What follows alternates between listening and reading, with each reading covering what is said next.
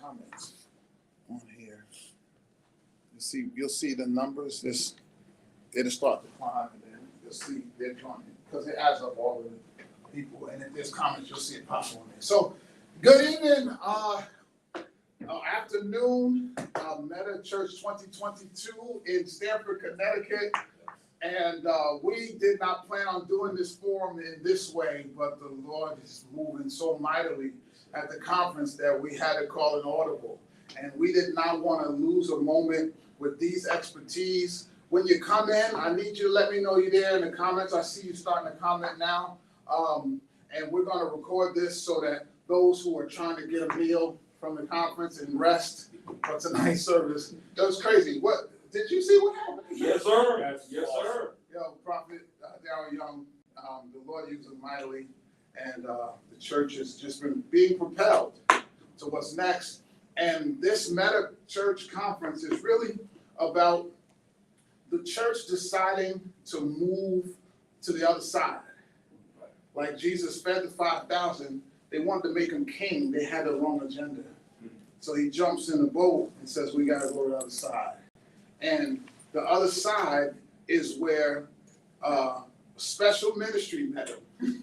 You know? And it's really an exciting season in the life of the church because I think that we're not just post-pandemic, but I think the church had COVID. Say that. Wow. Say that. Wow. And that we were not able to be effective. And the Lord he gave us a pause to kill some things that had to die so that we could see this. And this was the prophetic word last night. And I think this is going to be a great catalyst for this conversation. The man of God said, you can open that so they don't know. Excuse me, thank you. The man of God said, when the church of God has the mind of God, you're done, pull a chair closer. When the church of God has the mind of God, it will no longer be the last institution to change. It will be the first one to change. And I think that's a great segue to this conversation this afternoon. We have this incredible panel of experts and curious ones. I'm the curious one. I'm not the expert. So all I got, only expertise I have is a question. Questions tonight. So I want you to introduce yourselves in your informal ways, in a formal title, and don't downplay it because I need the people to know who's talking. All right. So who's on this end? I am Bishop Arnold Batson. I am the senior pastor of the Universal Tabernacle of Praise Kingdom Assemblies in Harlem, New York. All right. I'm Pastor T.C. Trimble. I pastor Salvation Baptist Church in the Bronx, New York. Wonderful. My name is Elder Natisha Matthews, Esquire. I'm an attorney, and I practice trust and estates, real estates, commercial law, religion, law, as well as immigration. My name is Nehemiah Boone. I am a digital marketer, also a youth leader, also an athlete and a musician, and I'm just excited to be here with you guys. Are you still on speak? Oh, there you go. Dante Jackson. Yeah, Don, come on this side. So, because they need to know that you're a mortgage banker and an underwriter. Yeah. Just so they understand. Just come on over there. Come on over there. And then while he's coming. Hey, Yeah, I'm the Raleigh Squirrel. I'm not Saints of Jesus Christ Ministries. Oh, we're coming a little closer. Raleigh Squirrel, Saints of Jesus Christ Ministries, Bronx, New York. Okay. And Dante. So Dante Jackson, I am in mortgage banking for 30 years.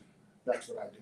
I don't have an official title. So anyhow, I am glad to have this group of kingdom agents assembled to talk about what this meta age means and some things that the church should be thinking about that it wasn't thinking about pre-COVID. And even if we were talking about it, they weren't ready to hear it. But it seems like there's an openness in this season, and we want to drive this home. And so I want to begin by asking a tough question. What would happen if the church goes back to what it was doing before? As far as COVID, Prior to COVID, Yeah. it would die. Why do you say so? Because you always have to look to the future. And if COVID didn't teach us anything else, we were so comfortable, the church was so comfortable being in the four walls that when you couldn't go into the four walls, they were struggling on how to figure out what to do. And you had those that were technologically savvy, they were able to keep their online presence, but those that weren't, they were shut for the most part for 2 whole years. They lost contact with their parishioners, they lost contact with the community. And so I think you have to be able to, the church itself, they have to understand both models. You know, they have to understand that church is just a building and the ministry is outside of the 4 walls of the church, and they have to be effective outside of the 4 walls. That's just somebody that's not a pastor or a preacher or anybody saying that. That's just me. I think the church will be stagnant. I think it was a wake-up call for us to pretty much, I think really, we would say the COVID, it was a global thing, but really, I think COVID was for the church to get our attention, to say, wait a minute, you're not even rapture ready. What are you doing? And so to kind of say, I'm putting a pause on this. I need for you to check your temperature, where you are in me. You are not on fire where I've called you to. You've kind of played, you have performed in church, right? You have not fulfilled my call to be holy, to walk in holiness. You have allowed entertainment to dominate and control more than seek my face and live a life of holiness I've always commanded. You have so far allowed the world to come in and dictate who you're supposed to be, as opposed to allowing you, who's the answer, the true answer, to tell the world who we are. And so to kind of put a pause, a shut in, right? Because when we got to shut in, it was pretty much an upper room encounter that we all should have had. And really determine where we are in God. And so either you knew where you could, anytime you put a, you would know the flavor of something, like when you put it in a hot water. And so it really lets us know that we weren't who God called us to be in the church, right? Whether it's in any sphere. Music is out of order, like everything. Like I'm calling you back to my original plan of the church. It's either you're going to be the remnant or you're going to have to deal with the tribulation because you're not rapture ready. Rapture ready. Right? This is rapture check. So COVID was a rapture check. It wasn't rapture ready. God it's an awakening, right? Because I need to get your attention. Because if I were to come back today, you would not be ready. And so for us, all of us, a lot of people have fallen away. Why? Because they came to a building and they just came to check in, like a job. And they didn't come in to meet the Lord. They didn't come on fire for God. They didn't come to be transformed, right? Because if you knew God and you had a relationship, no matter what happened, you would have been on fire for God. What's COVID? If you know the Lord as your Lord and Savior, if you had a relationship, you understand that your position in God is in that secret place. So regardless of who I am or what is going on, I have a relationship that doesn't matter the hot water, right? I know that because of God, He's my sustainer.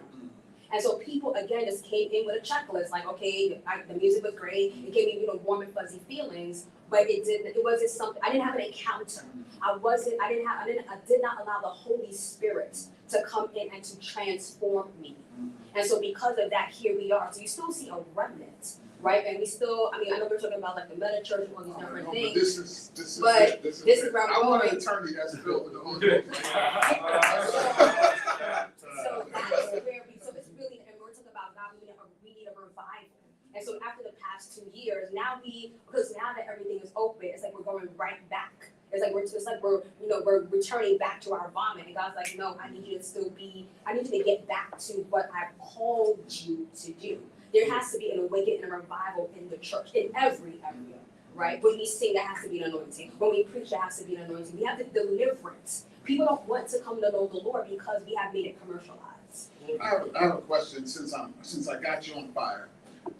Because one of the things, I forget the pastor's name out of Virginia, he had, right before COVID hit, he had done this whole speech about and it was viral, about sabbaticals for pastors. Elder Alexander. What was his name? Shaw, I forget his name, but anyhow, he talked about this and everyone was like, yo, you got my heart, the pastor's exhausted. And I believe it's because we were working in the flesh, because if we were in the spirit, we wouldn't be exhausted like that. But then COVID hit and we all caught a break. Howard John Wesley. That's Yes, it. that's the thing.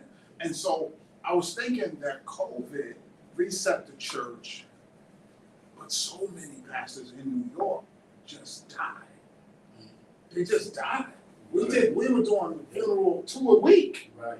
Like, I mean, big funerals, like where, bishops leaving here. And many of them we had to do cash app and what do you call it? GoFundMe for their- GoFundMe. Right, Right. right, You know, for their, And now before the next one hits, I gotta ask you this of question. course, right. Just get to it. Before the next one hits, what should the churches be doing for their pastors to help them be prepared so that this doesn't happen again? Excellent Including question. mental health and everything.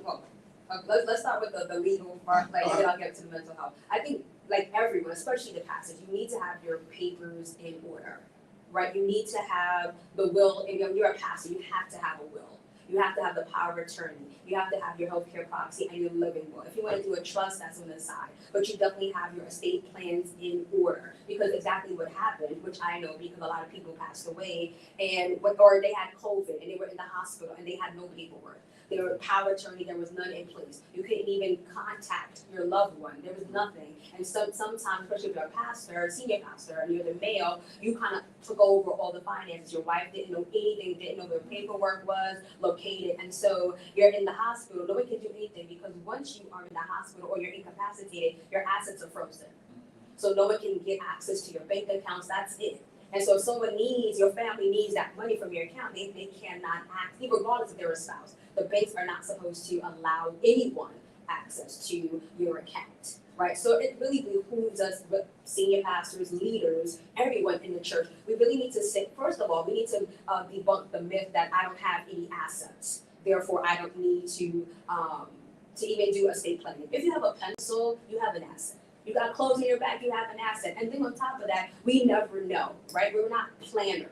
Look, there you go, you got your asset. Right? We are not planners. We plan for pastoral anniversaries, we plan for baby showers, weddings. When it comes to this, we think if we're going to sit across a table with an attorney and start estate planning, we're going to die the next day. But what happens is that people that are on the other end of the spectrum, the lighter end of the spectrum, they plan for children who are not even born yet, right? They have what they call a dynasty trust, and we're just because we're living paycheck to paycheck. It doesn't matter. The key is preparation, right? The Bible's full of that. People plan and they prepare, right? They didn't just God didn't call us just to kind of be reactionary every time, right? There's a planning that we need to take place, right? Some churches, when it came down to COVID, let me put it this way, like planning. As far as I work in the legal field, the court systems were not ready. Right? They weren't ready at all. And so a lot of people, they were used to filing papers electronically except for one, which was Westchester. So when it came down anything with Westchester, it was smooth because they were prepared, right? All the lower courts in the city were not, it was chaos, right? Similar here in the church, where we're not prepared, then it's chaos. So talking at the individual level is, I think, if you gave them a checklist, and I'm gonna move to this, but if you gave them a checklist, what would that do? You need to have this, this, and this. And then what could the church do for their anniversary besides just giving them a basket? I think ideally to say, Pastor, we're going to give you a check and you go and meet with your attorney and then you have a plan, you have an estate plan in place, right? Because check for your attorney. The check for your attorney. The financial advisor. The key man policy. All that. The best gift I think any congregation can give their pastor is a nice retirement plan. So set them up with a financial advisor, a key man policy for his family, so his family doesn't have to worry about anything. Yes. And then send him on a vacation. Send him on a vacation. Yes. From a ministry perspective, I think pastors are the only people that really don't get, do they get 2 weeks off, or they get 4 weeks off? Your vacation time on your job is based on your position, what you do. And normally pastors take 3 days off here, or 2 days off here. They don't get any Sundays off, because they take a Sunday off, which is their work day. God forbid, nobody shows up at church, That's not true for me. I know it's not true for you, but you can establish that point. But You're the best show. You're not killing me. You've gone, My father They passed sent me on away vacation. 40 but years. you know that. And so I understand that, your life, it belongs to God, and that's his church. And there's 100 preachers sitting there. There's no way in the world I'm gonna be held hostage. Right. But, so we're talking about doing things different and afterward, and saying to the church that there's things besides praise and worship and scripture reading that we should be concerned about, to make Correct. sure that that people are taken care of. Correct. I did my will during COVID, because I had COVID in March of 2020. Okay. And of course, I had very mild symptoms, but it scared me because I don't know what's going to happen. It's like somebody telling you got the monster, and the doctors won't see you. And so you're sitting there going, what's going to happen? And I literally go to the computer and I'm like, yo, I need a will. Mm-hmm. I need to put some things in order. And then when the document comes up, it's asking me, who do I give the passwords for my for my websites? Right. Because that's all intellectual property. Exactly. All my copyrights for my books and stuff. Yeah. So you think you don't have assets. And Exactly. they're gonna be fighting over this Absolutely. stuff. Your Absolutely. family's ripped up, and this is why you need Metachurch Matthews. But let me ask another question, and because the world is changing quick, Right. and I think this whole meta thing that I call is very interesting and intriguing, but it means more than what we're about to talk about. But it means this definitely. This Web 3.0, NFTs, and I know you're a financial planner also, so this is magic that's about to happen. Not magic, but something holy is about to happen. All right, so watch this. What is the metaverse? The metaverse? Yeah. So basically, with the They metaverse, can hear us, because I want to make sure I'm talking. What are the comments The saying? comments are saying. Good afternoon. Good afternoon. Somebody named Clarence Brown. No, I just want to know if they're not saying I can't hear you. No one's saying that. Okay, They should be clapping their hands and stomping their feet.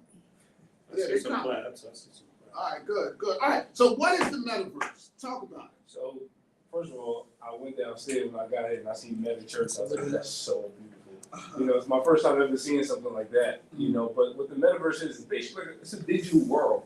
And a lot of people don't fully understand it because of social media. Social media has a lot going on.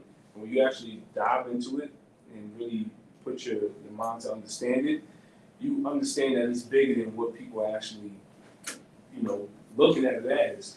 And, the metaverse is basically where, people like us, we're sitting here at a desk, but with the metaverse, there's going to be a point in time where, we grew up watching movies where you see just a blue, digital person sitting in the seat. And it's just, one live person right there. Yeah, just sitting in the circle. Yeah, Kingsman, exactly. So that's what the metaverse is. They were showing us previews as we was growing up, but we just never looked at it like, this is. And that's real, Yeah, because Microsoft Teams does that right now. Exactly. So you would be able to be home, but you would be able to be in the metaverse while you're home at a live meeting like this one right here. So what the metaverse is basically doing is basically creating a whole digital world where you can benefit financially from. You can do everything you do in the real world in that world, but it's just in a digital space. So that's why it's really important for us to actually teach, the people that we lead about these different things. And I really feel that's sometimes where most churches lack. We speak on certain things in church, but the things we don't speak on is how to become an attorney, or what an attorney is good for, or what is the metaverse good for, what is crypto, or what is a 401k. A lot of people do not know these simple little things, and it's because they don't ask, and because us leaders never speak and ask them, do they know these things, or hold conferences to have so these people can learn these things. Because I believe in helping everyone become better people overall. That's spiritually, that's mentally, that's physically, emotionally. That's all the 5 pillars in your life. And what the metaverse can do for that is teach them one aspect, but there's so many other aspects that we want to, cover. but the metaverse is very, very important because I feel that's where a lot of things are going to happen in the next 5 years, where people are going to be like, man, how did I miss that? And you don't want them to say that because we know about it. And, You and know? so, How does that fit into, because really when you're looking at the metaverse, there's virtual reality, Mm-hmm. the aspect, and then there's the augmented reality.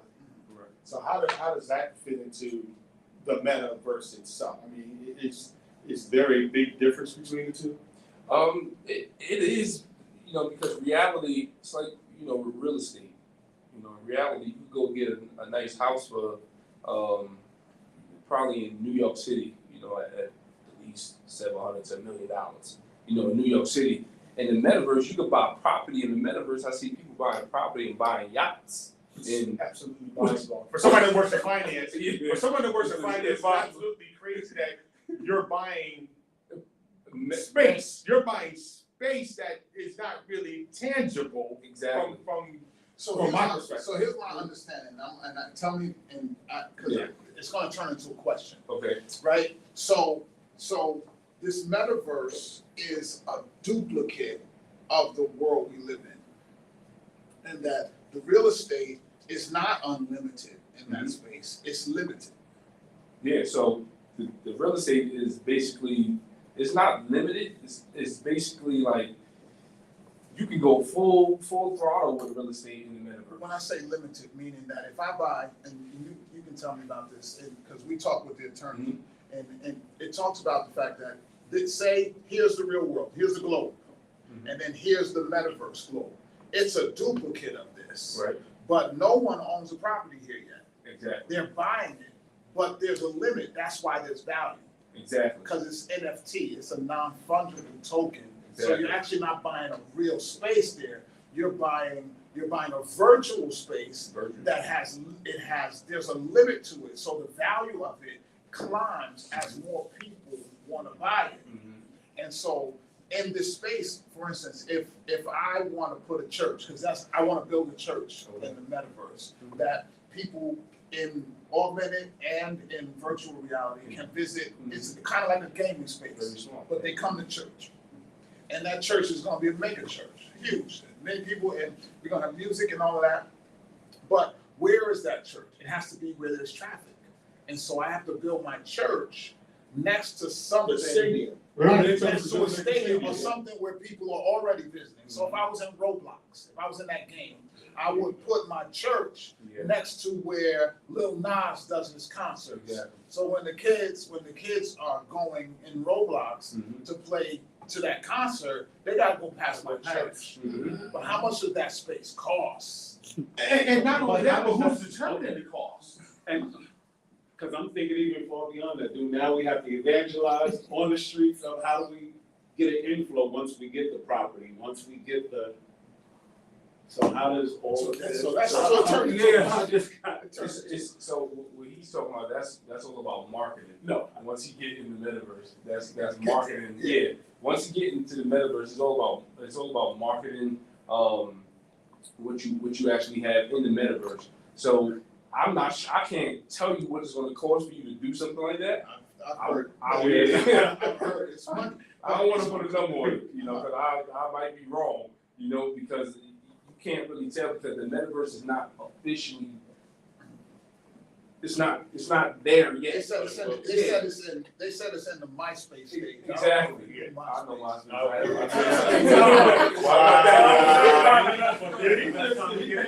I'm gonna have to mention your church.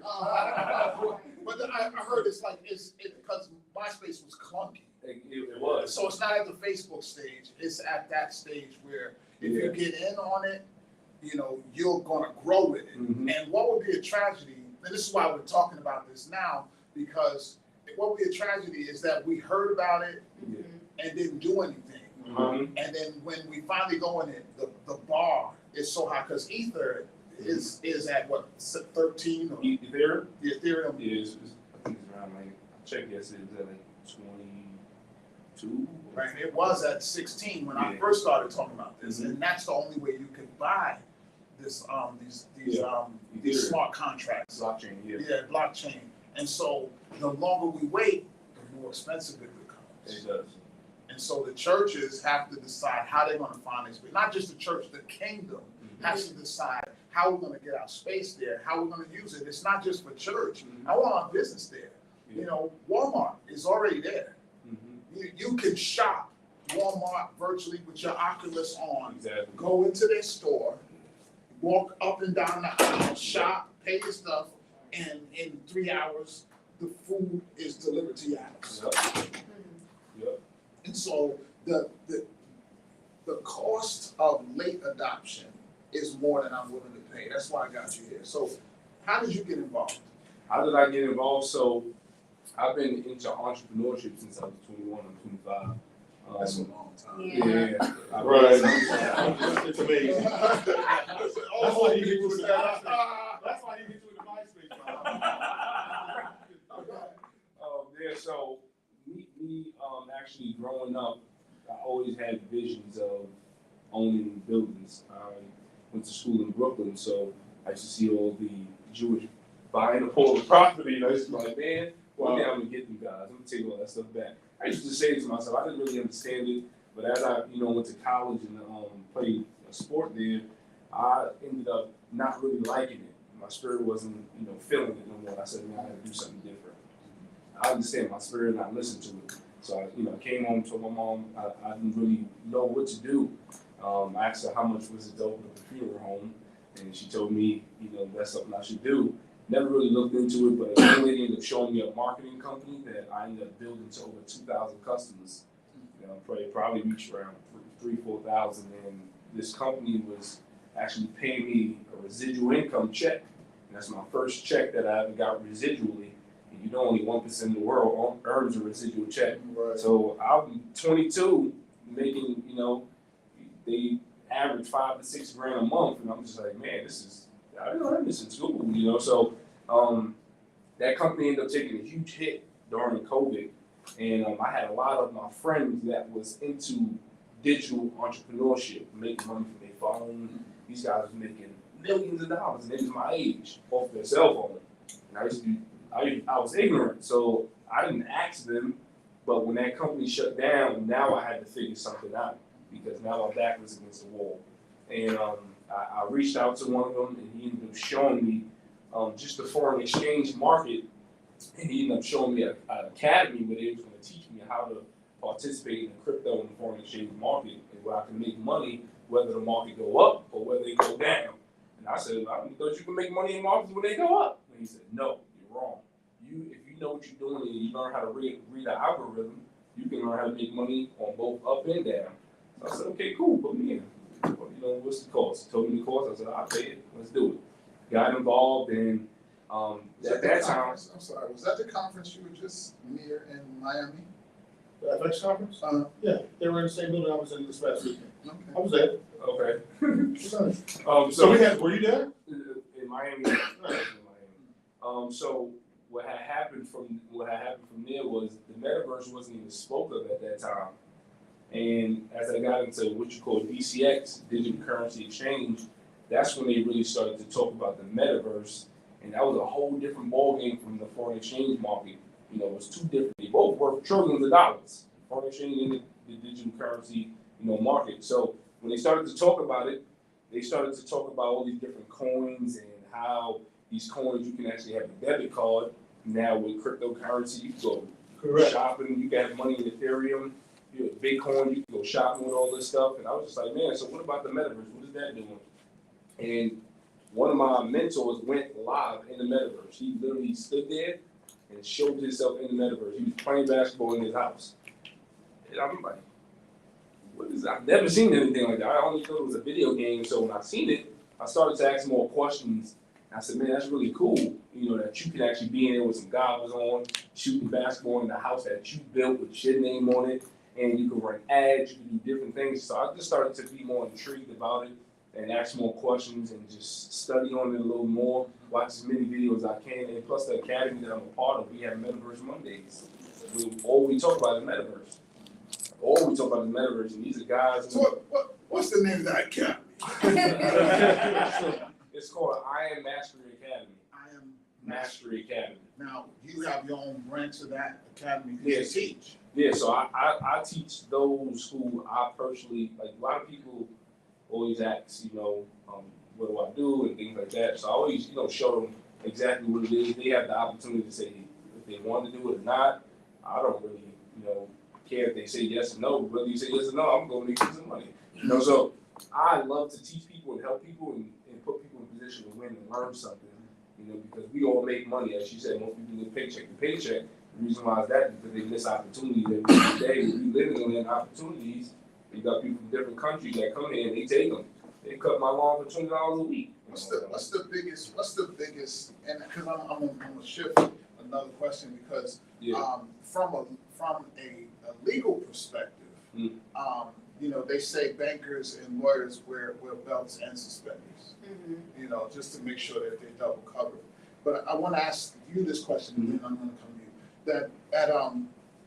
And you guys, if you're curious, ask questions. But what's the biggest objection that you face from people when you're talking about this new technology and like the one you hear all the time? You say, listen, I want to talk to you about blockchain, or I want to talk to you about cryptocurrency, metaverse. I want to talk to you about foreign exchange or whatever. And they go, before they say no. You want to know this? Yeah. The biggest thing they always say is, can I lose money? That's the main thing people ask. Can I lose money? Because blockchain, crypto took some hits this week. I tell them this, you can lose money doing anything. Matter of fact, you lose money every day when you go outside and you go spend money on something. Outside is expensive. Outside, definitely expensive. Very expensive. So, I was rich during COVID. I didn't know where to spend money. All that money was in the bank. As soon as outside went, it was like, give it.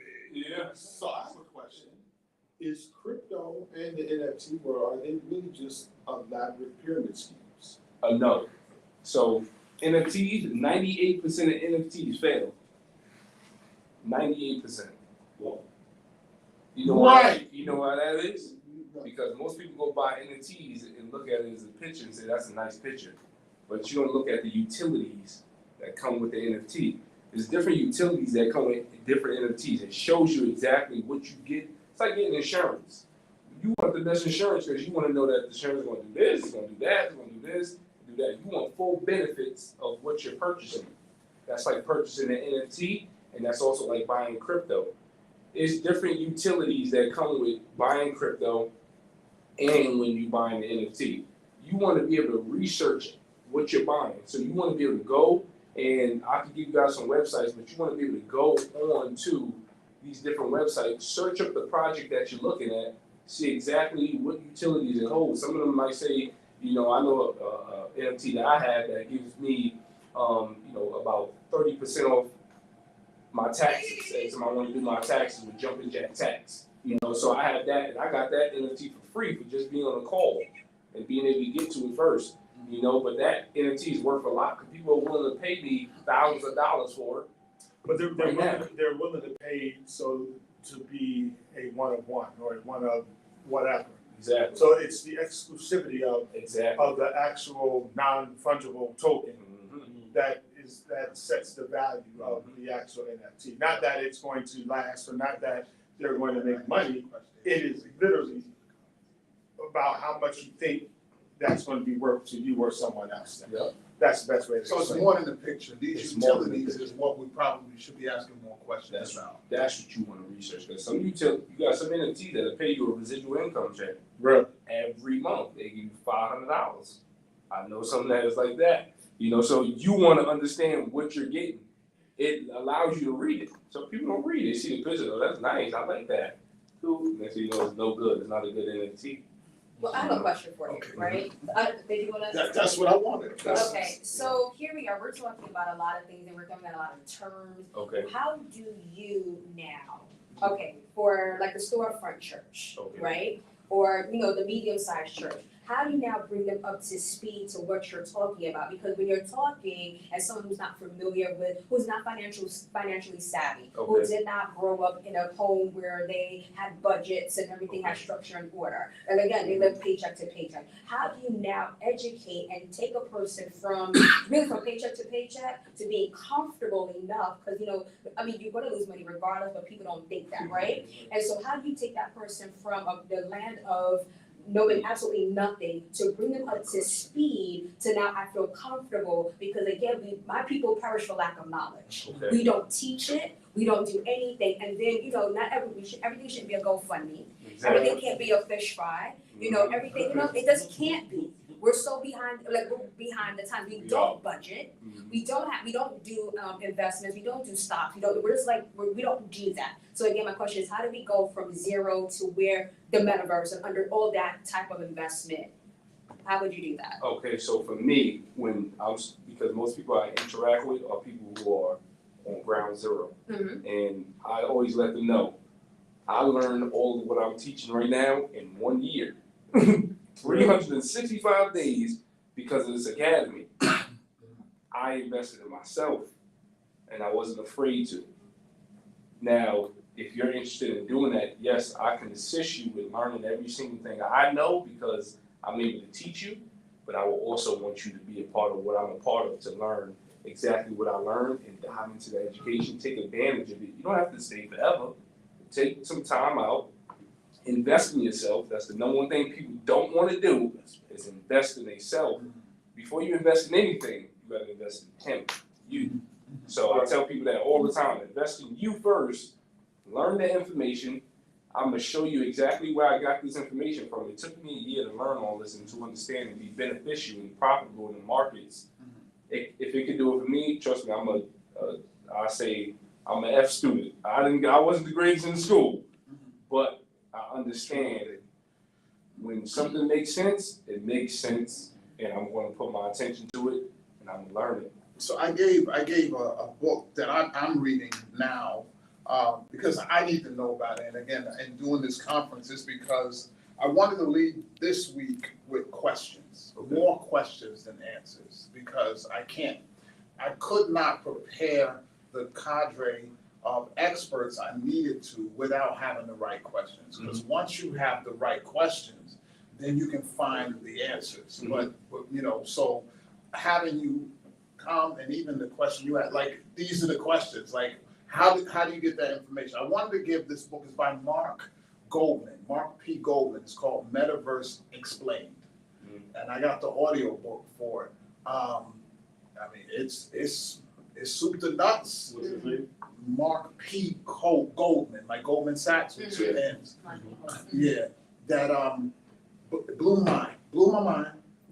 Had to listen to it 4 or 5 times, and it's not gonna happen. You're not gonna learn this in a week. You're not gonna learn this on the treadmill, listening to this in your morning exercise after one. You have to dig, and you have to be taught. It's like the word. Anything you're gonna know. A lot of people say, I don't need to go to church, I can read the Bible myself. Yeah, right. It's not gonna happen. Someone has to teach you. And this, beloved, if you're not gonna miss the next move in the economy and in the world, you gotta go. I'm not saying go to college, I'm saying invest in yourself and go learn it. And don't just be satisfied ignorant. Even with the insurance, and the things that we were talking about. And then, I got life insurance. Well, what kind? What is the utility? What is the utility? Even homeowners insurance, or renters insurance. If you don't read the policy and know what you're covered, you're thinking, I'm covered for anything. Then the flood comes and you go, no, you live in a flood zone, you're not covered, and now you got nothing. That's what happened in New Orleans, right? And so information is power, but I think more important than information is curiosity and questions. Right. I have a question for you. Yep. Since you invested in yourself and you're imparting unto us all this wonderful information, are you gonna write the Metaverse book for dummies? Or is there one already? There's one already. Okay. I'm personally not. If y'all need me to do that, then I would definitely do that. That's not in me to do that as of now. Okay, understand. Yeah, so that's So outside of you and you, who else has cryptocurrency sitting at the table? Anyone have any crypto? I really don't, but I'm very interested in it because, me being a musician and a producer, I know that even though, you get paid, with cash or whatever, there are people that's talking about cryptocurrency. Right. And they want to pay you with, like, that's the thing now. And that's what I was about to get to, like, cause just knowing the whole bundle, how does it go? You know what I'm saying? Well, it's And a if that's risk, something right? the church should even look into. Well, here's the Because question. dealing with the next generation. We'll get paid in, I'll tell you. Yeah, right, but so what happens when everyone, because we met a guy who told us straight up, he was like, I don't take any American money. Everything you pay me is in cryptocurrency. We met when we were in LA.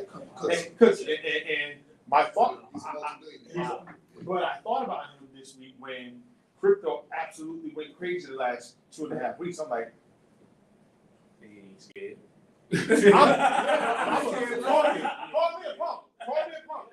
My dollar, no matter what you say, my dollar's gonna be worth $1. He didn't view it that way. But I'm like, bruh. But why didn't he view it that way? Because he already probably had his financial education, financial know-how. He had the backing. I'm sure, some of us are risk takers, some of us are not, but he was comfortable enough. I don't think as a church we're at that place. Not even church. Forget about church. Let's take church off the table for a second. As Black people in general, we are risk averse. We don't take unnecessary risk because living every day is pretty much an unnecessary risk. Because of the cost. You know what I'm saying? It's more than just $1. I have so much else riding on it. Correct. And am I in a place to take a risk, to take it? Like you said, most of us are living paycheck to paycheck. Correct. And let's put church back on the table. The people we're pastoring Right. are living paycheck Correct. to paycheck. And we expect them not only to take care of their families, but also to support the kingdom. And so that statement about what they are is what they were. Right. And to empower in this season, and again, what our brother said to us when we were there, he says the reason why I don't panic about the ups and downs is because it's the law of averages. And Right. that he's able to rest in the law of averages. And then to say this is that what I'm doing with Bitcoin, see, a Bitcoin is the value you see when you're looking at it go up and down is the value in relation to the dollar. Mm-hmm. That's what you're seeing. But if I don't take dollars, what does that mean to me? You gotta, so Bitcoin is the grandfather of all crypto. That's the grandfather. Right. Bitcoin go down? Everything go down. So Bitcoin is the grandfather of the crypto world. And most of these guys don't panic because you gotta understand, when you're in the crypto market, it's a thing called taking profit. And a lot of these guys put their money in there and they will put, because you don't have to put a lot of money in there. People don't understand that. You just put $50 in there. $50 can compound and grow to $100. You can take that 50 back out. Now you got $850 in there. So about just understanding how to take profit. So most of these guys that's in the crypto, the reason why I say they don't panic is because that's not their money. That's not their money. That's the market's money. They took all their money back off profit and what they earned. So they see Bitcoin going down. It's like, all right, we wait for it to go back up, because what goes in the markets, what goes down must go up, and what goes up must come down. The market only moves two ways, and that's up and that's down. So anytime you see the market as highest, it's going to come back down and retest so it can go high up. That's how the market moves. So let me shift the conversation. Hold one second. That was an interesting statement based on what we just experienced in service. Right. They took the profit. No. And as the church, the Lord using you as a prophet and you as a prophet. Let me say it like this. It answers this age-old question that Moses said. He made a statement. Joshua came and said, hey, there are two of them, they're prophesying inside the camp, and they wasn't called. And Moses turned around and said, don't worry about that, Joshua. Now, wouldn't it be something if all of God's people were prophets? Are we gonna take the prophet and move with it? That's all I'm saying. It was That's just. good.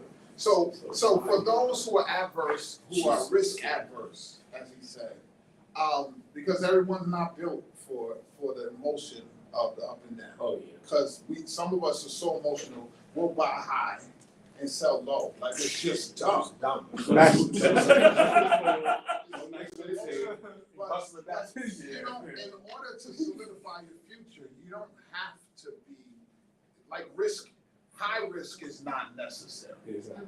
And in your business, the business, because I got two, because your economic engines, both of you, whether it's on the back end, you know, but there's policies that I can open that I don't have to die to benefit from. And that they're secure, very low risk, almost no risk. You know, tell us if I'm not ready to do crypto, but I want to make sure my family is good and I got a legacy. What's an option? I guess if you want to, how about, okay, from my perspective, doing a trust, right? So that you can put whatever you want, you can put your assets in there. It's low risk, right? Let's say you can put anything. I mean, if your house is paid off for, you can put that in there. You can put insurance policies in there, right? Based on the state that you're living in. And so you can put all of that in there. And so really, you can manage it. And then once you die, it's whoever you want to give it to, the beneficiaries, they have it, carte blanche, and it's out of the hands of the courts, if you will. So that's probably one. So what's the benefit of putting my homes and insurance policies in trust? Doesn't have to go to probate. Correct. It That's doesn't have the to go- biggest. That's the huge thing. Biggest Yeah. benefit. Yes. So if a new strain of COVID comes out and I get snuffed by, you know, it snuffed me, that it's in trust and that my family, who I name, you know, It goes automatically to, so the person that you have listed as your trustee, they are, whatever you, the provisions that you've listed in the trust, they just follow it. And that's that. So you don't have to, So now, me growing up, right, we were always taught, you know, that we didn't have nothing to give after we die, as far as, you know, houses and land and stuff like that. Maybe we had it down south. We got land. Everybody's saying we got land. No. But I actually sat with my godmother who called me and another young lady to a meeting, and we're sitting in our house, and she literally takes out a letter from the lawyer. We have to sign that stating that we would execute upon her death, and in that was every passcode, keys to her house, where her furs would go to, who would get these dresses, who would get X, Y, and I never thought about that until I sat with that, and then in return, I was like, oh, I started looking at my assets right, different. differently. Right, we don't, because what we do is like, because we think we have nothing, and so we don't put things into, we don't have nothing in place, and so, okay, so so-and-so, Big Mama passes away, and so now, when we used to, you know, sit around family dinner, and we were all, you know, kissing and hugging one another, Big Mama has passed away, Granddaddy has passed away, now everybody, okay, so now I know they have money, I know X, Y, Z, so now what used to be a close-knit family, now everyone's fighting. And you don't realize if you do not put someone in place to be your executor or have your executrix as a female, that means that you're giving the court system or statutorily, they now tell you who has the right of command, who is a chain of command, right? And so it's not going by, well, oh, so I took care of such and such, oh, you know, in the last 9 days. If you're not part of that chain of command, it doesn't matter whether you took care of them, they go by according to the law, because you did not put things in place. And sometimes that person that the law would deem to be the executive, to be, well, an administrator, because you didn't have a will, it'd be someone you most likely did not want to put in place, right? And so we it's see like this as pastors. So all the what you time. saying, that happened last week. I'm like, oh, I'm not in this. all the time, so it becomes chaotic. Real quick. And now it becomes contentious. Like, oh, so she was never there, and then that's my thing, and that, or from regardless of that, if there's no property involved, I want so-and-so's shoes, I want so-and-so's clothes, so-and-so told me they were giving me their china. It's not in writing, so you know, you're not entitled to it. I don't care if they put the china underneath and they put your name on it. It doesn't mean anything. It goes in order. It will be the spouse first, then the children, and then if there's a hierarchy. Right? And the wife could have abandoned or the husband could have abandoned the marriage. If there's no divorce decree, they still, but we don't understand. Or you're worse, you're married. Okay, are you legally married? Woo. There's We a don't difference, do- there's a difference, there's a difference. We don't That's do common law in New right. York. Not in New York. Right? New York. We don't do and you cannot disinherit your spouse in New York either. Right. Just because you don't put them in the will, they still are entitled in New York. I mean, Right. it's basically take care of your, you know, it's a lesson, we are all, we are all, compensated by those that are here, come on. So he said, I don't have that. No, that's great. Listen, this is, I think these are the kind of conversations, we're going to be having for the next several years. And going away with questions that the next time we gather, we have more answers. Right. Right. And, I've been pastoring, 18 years this year. And then 12 years as an executive pastor before this, so 30 years in official ministry. And one of the mandates I sense in this season is very practical about our families, about the kingdom, about wealth, of course, about demonstrating the power of the kingdom, but there's also that practical piece for our community to empower us, because other communities don't struggle with a poverty mindset Right. like we do. And the poverty mindset is, I need to say this online, poverty is not an omnipotent spirit. Wow. Mhm. Wow. Good stuff. It can, its power can be broken. Amen. Amen. And it can be broken by prayer, yes, but it can also be broken by killing the ignorance that causes it. Right. Action. That's a great way to. Right. And the It's word there. says, It's I've just given, go ahead. We have to get out of the poverty mindset. We have to, I'm gonna say this, and Say it. no offense, no Say it. offense, Say it.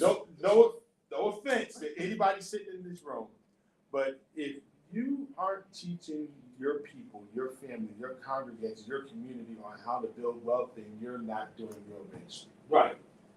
You're not feeding, Right. you're not feeding your community. I know I simplified it, but No, I'm saying, but for those of us who serve people who don't have that information, we owe them that. you have to give it to them. We owe them. I mean, there was a time where, there was a time in the 50s and 60s that the black church was the head of the community, and people, Absolutely. we were the homeownership Absolutely. rate in the black community is less now than it was in the 50s and 60s when discrimination was in play overtly.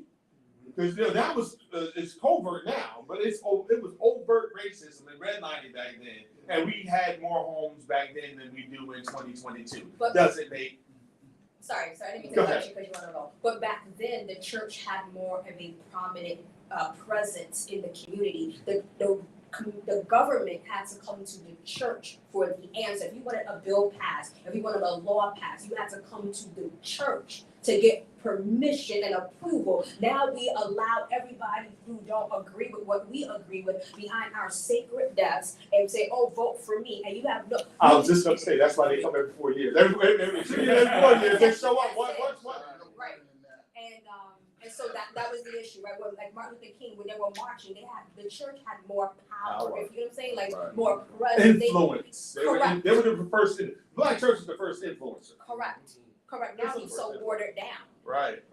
And we were, and I believe, and I want to thank you guys, because I do have to end this, and I don't want to. But, matter of fact, go ahead.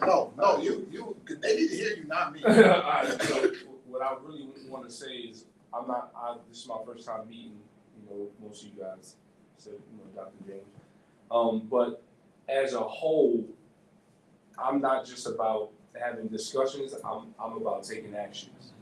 So as a whole, what I want us to do is come together and let's have things for the people so they can get this knowledge. From my end, I'm willing to work with anyone. I'm willing to drive anywhere. I tried to get Just you to to teach this week, but it was too short Yeah, notice, it so was too short I'm gonna give another week Yeah, for you to teach. I'll do it. So it's My man. yeah. So let's Count me. Let's do that. I have a team of young, strong entrepreneurs who are in the church that are just like me, that are willing to serve, and we have some things cooking up. Not only just me, but my brother Timothy, my brother Daquan. It's so many of us, but we are cooking up so much for the community and everyone else that are, just around that wants to learn, about not just the crypto, but about, real estate, credit, all types of different things, So we are setting something major up, and trust me, we need as much help as we can, because it's gonna take, You got some powerful resource sitting here. Yeah, let's exchange, information. Yeah, so let's do it. I'm ready to Just go. do me a favor, if you have information, website or email address, can you type it in the comments there so everyone on all those platforms can see it, and yours also, if you can. just- Right, they want the name of your academy also, someone asked that Yeah, question. just type it right on there in the comments. About to type it. Yeah, you see the comment thing in the bottom? The private chat? No, No, right at the bottom here, right, scroll up, Okay. you scroll. move Oh, that you down. mean like that? There's Oh, a it's down there. box down yeah, Ah. because they're all watching, they're on 5 different channels. If you, No, that's That's not it, right? I could say it to him. I just don't know where Okay. to find me at. I'll find okay, out. I'll say it to you, What yeah. can you do it on yours, on your phone? Whatever, since you're closest, you can just. Okay, and will All you right. put that right on the screen? Man. Yeah, you can put that right on Here, the Meta camera. Conference 2022, just hanging out. I found it. Okay. All right, peace. So we Put can it on type the back. Either way, yeah, type it. Okay. If you guys can see me and hear me, this is Trust in the States, Real Estate, Immigration, the Law of Offices by Natisha G. Matthews. So this is her information here. I'm gonna hold it here. I'm also turning to the back so you guys can have her number. Screenshot it. Get a good picture. Screenshot it. Oh, I know. This is how you get in contact with her. Let me be- All right, I got you, sorry. Yeah, I'm good at home too. What did I do? Anyhow, I'm so glad you guys joined us. What is your website? You can Yeah, it's right here. It's right here. Just type it. just put my Instagram there. And they What can- is it? they can reach me. Instagram? Yeah. And what is it? N, the letter N. Uh-huh. Boone, B-O-O-N-E. B-O-O-N-E N-E _. They can reach me there. Any questions you have, Oh, that's any information you want, I'll be able to send it to you through there. All right. And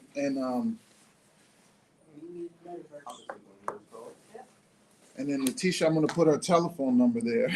914 340 4750. This is information. They're gonna teach you this stuff and help you to, oh yeah, it went on all the platforms. Okay. So they got it If there. you want, you can put my number there Go also. ahead. Some people don't. I What know is some people are dinosaurs. They don't got social What media. is it? 917 770 3392. That's me, Nehemiah Boone. You can just shoot me a text. All right, listen, thank you guys. I trust you, like, you have an e-card? I don't have no card. Thank you guys for joining us. We're gonna have service at 7 and we're ordaining 5 tonight. And so thank you for joining us, all of you that are on this platform right now. All, and thank you so much. Love you guys. Have a great day. Bye-bye. Nehemiah